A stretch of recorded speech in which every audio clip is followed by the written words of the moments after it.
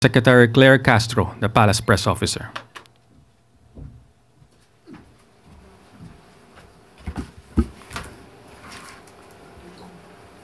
Magandang araw, Malacanang Press Corps.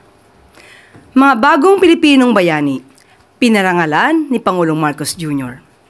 Bilang pagkilala sa katikilaan ng ating mga kababayang OFW, pinangunahan ni Pangulong Ferdinand R. Marcos Jr.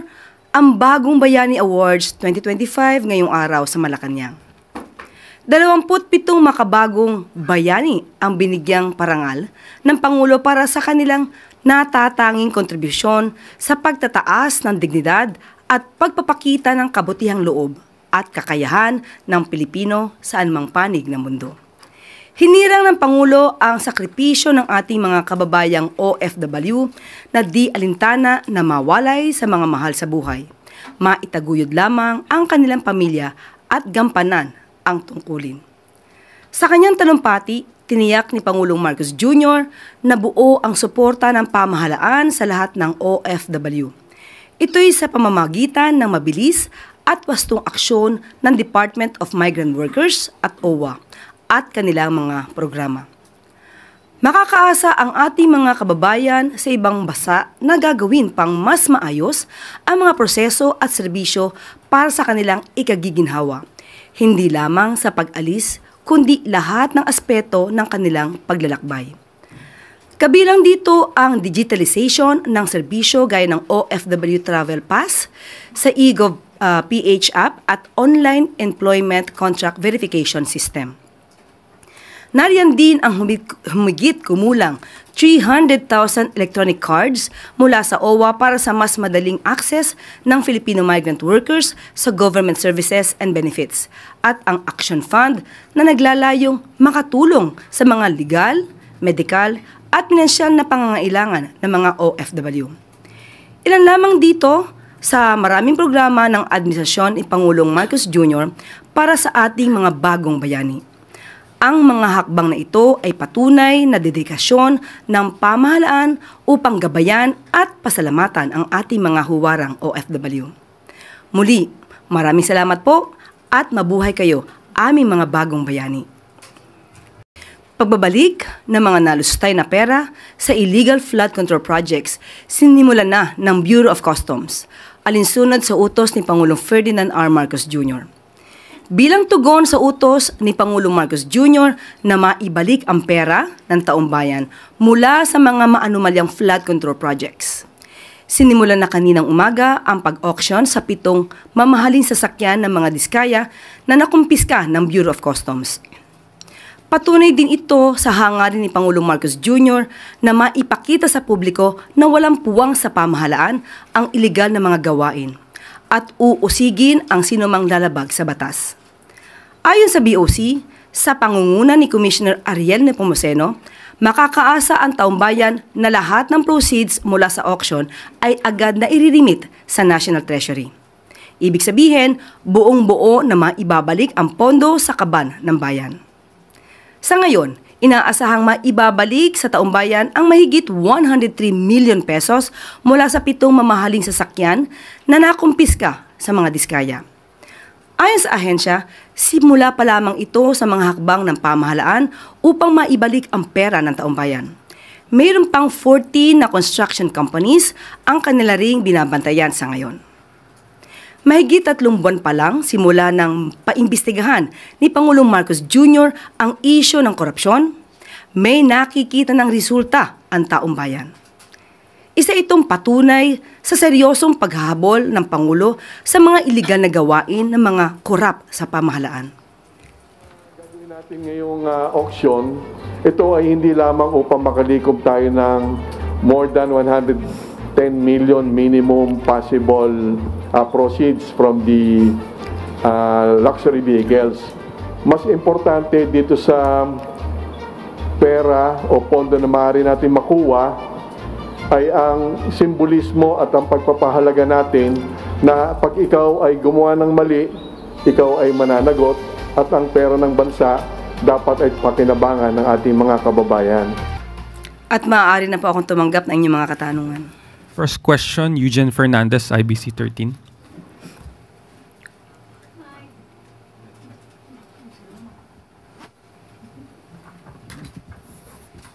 Good morning, Yusek.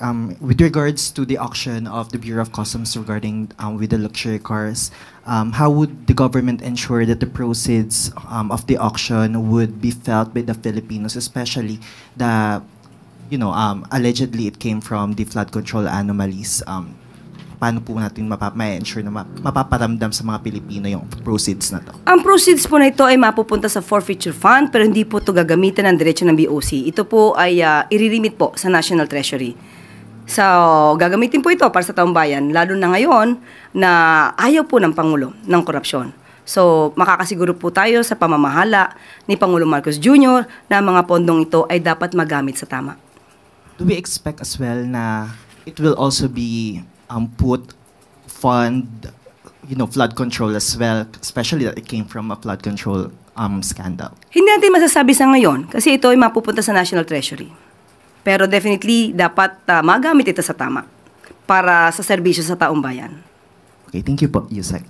Next question, Ana Bajo, GMA News Online. Morning, ma'am. Ma'am, 2 topics lang po. Unahin ko lang yung sa SALN. May we get, ma'am, the wisdom behind hiring Cuervo appraisers to come up with its own version of net worth ni President Marcos? Kasi parang yung sa mga previous SALNs, ma'am, di ba? Kung ano po yung, parang isa lang po yung... Cost of acquisition? Bakit po merong appraisers, ma'am? Hindi ba mas maganda kung makikita nyo kung ano yung value, yung updated value ng mga properties? Mas maganda, mas maliwanag, mas transparent. For transparency purposes po ito. Para mas maganda rin makita ng taong bayan kung magkano na yung value ng mga properties na dating na-acquired before. Dahil darating yung panahon na sasabihin nila na ito na yung value niyan. So, dapat i-declare din. So, wala namang mali doon. Mas maganda nga po. Okay, ma'am. Ma'am, another topic. May we get your response to the remarks made by former Executive Secretary Bersamin that he did not resign contrary to your statement last Monday that he quit from his post out of delikadesa. Ma'am, what was the basis of your announcement po nung Monday? Kung meron pong ganitong denial on his part. Unang-una po, mayroon muna tayong babasahin para po sa tinuran po ng ating mahal na si Executive Secretary Lucas Bersamin. The Palace acknowledges former Executive Secretary Lucas Bersamin's clarification regarding the manner of his transition. As he himself stated in his interview, he submitted himself to the President's discretion and prerogative as part of the ongoing reorganization. The Palace announcement was issued in line with this understanding and with due regard for stability and continuity in governance. At nagkausap naman po sila ng Pangulo face-to-face at let us just leave it at that.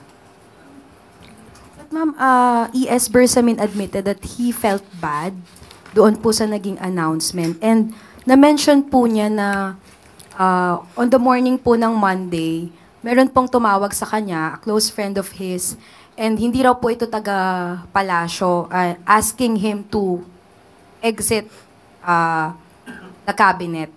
May we know po, ma'am, kung meron kayong information, given na kayo po yung nag-announce nung resignation, kung tungkol saan po yung naging phone call na to, or sino po kaya yung kausap ni ES? Wala po tayo. Hindi po tayo privy sa kanilang usapan. Kung sino man po yung sinasabi niyang kaibigan na nakausap niya.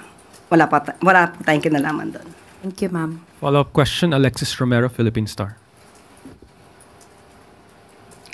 Yusek, former ES Bersamin said, masarap lang daw pakinggan yung delikadesa, pero hindi naman daw ganun yung nangyari, no?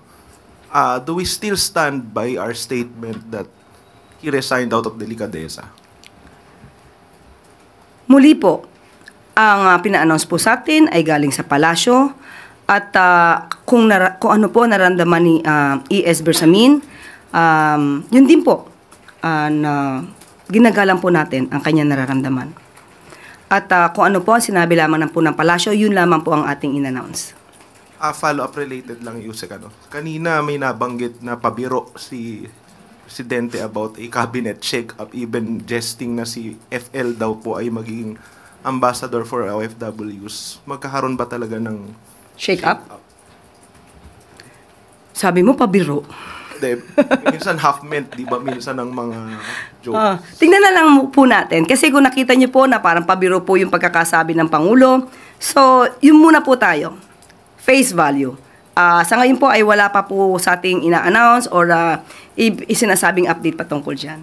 Salamat po. Next question, Ivan Mayrina, GMA News. GMA News. Morning, Yusek. With the very important cabinet secretaries, no less than the executive secretary and the budget secretary being removed from the cabinet, at may mga undersecretaries being investigated for conspiracy to commit plunder, is there an internal investigation ongoing, considering that the scandal has possibly hit the high levels to the low levels of the bureaucracy? Sa ngayon, wala pa pong pinapaabot sa atin kung may internal investigation dahil sabi nga natin kung ano man po ang issue patungkol sa flood control projects at infrastructure, nandiyan naman po ang ICI para mas maging independent po ang pag-iimbestiga. Sinabi niyo rin po, baka may mga ibang cabinet secretaries, if they feel that they are involved, mas magandang pangunahan na mag-resign na lang. But aside from that call, is it safe to say at this point that everyone is under investigation? Hindi ko po masasabi. Pinag-iisipan ko, parang wala po ang masasabi ng lahat ay under investigation. So, ang maaari lamang pong sinasagawa ng Pangulo yung performance ng bawat kabinete. At yun naman ay usual at regular. Pero kung patungkol po sa mga sinasabi natin maanumalyang flood control projects at wala naman pong nababanggit o nasasabi, parang hindi naman po kailangan mag-imbestiga patungkol dito.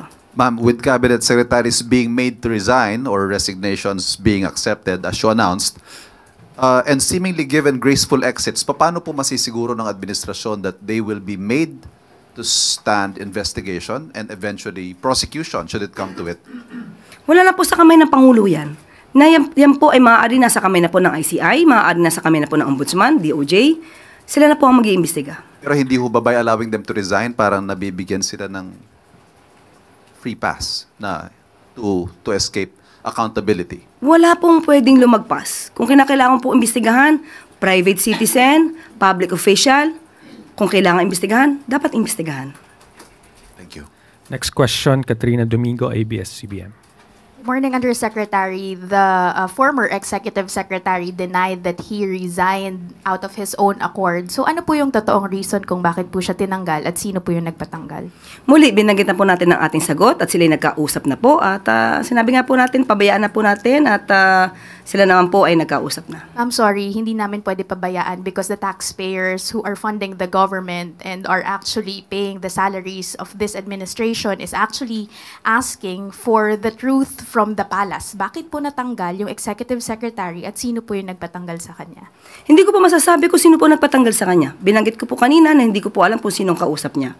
Kung yun pa ang nababasa ng palasyo, dahil sinabit niya naman po ang sarili niya sa President's prerogative, yan lang po ang ating masasabi. At tinanggap po ang sinasabing resignation. Okay, ma'am, just a follow-up question if you could not give us the exact reason for Bersamin's removal.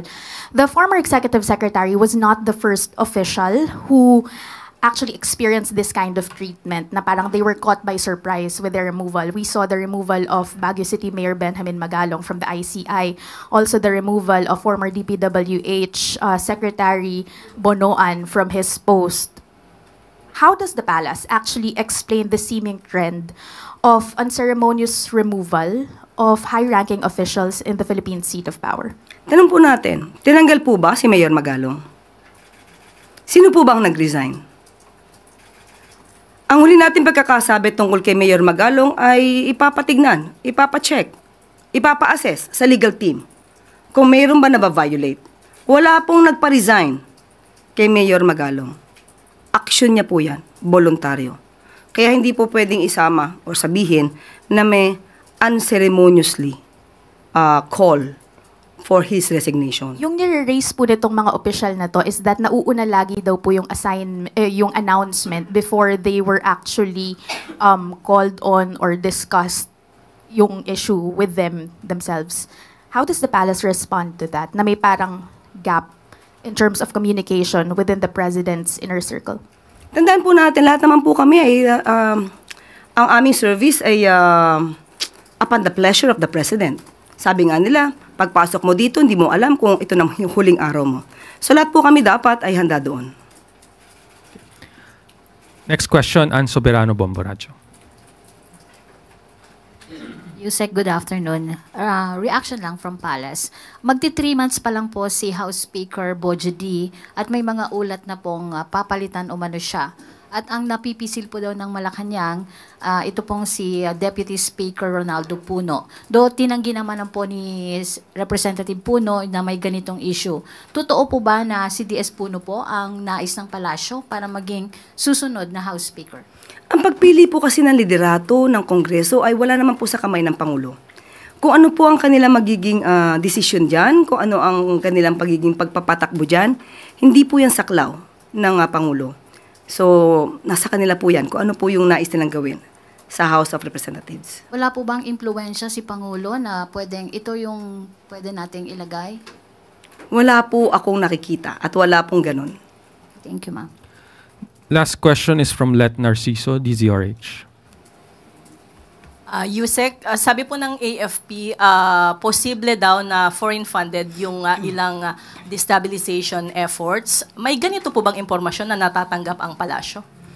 Sa ngayon po, mismo ang pamunuan po ng AFP ay sinabi po sa atin na continuously nagche-check po sila at closely coordinating with the PNP regarding this. At kung ito man ay may katotohanan, kapwa Pilipino, kung may katotohanan at makikita po sa kanilang pag-iimbestiga na foreign-funded itong kanilang isinasagawang rally, masasabi po natin ito'y pagtataksil sa bayan.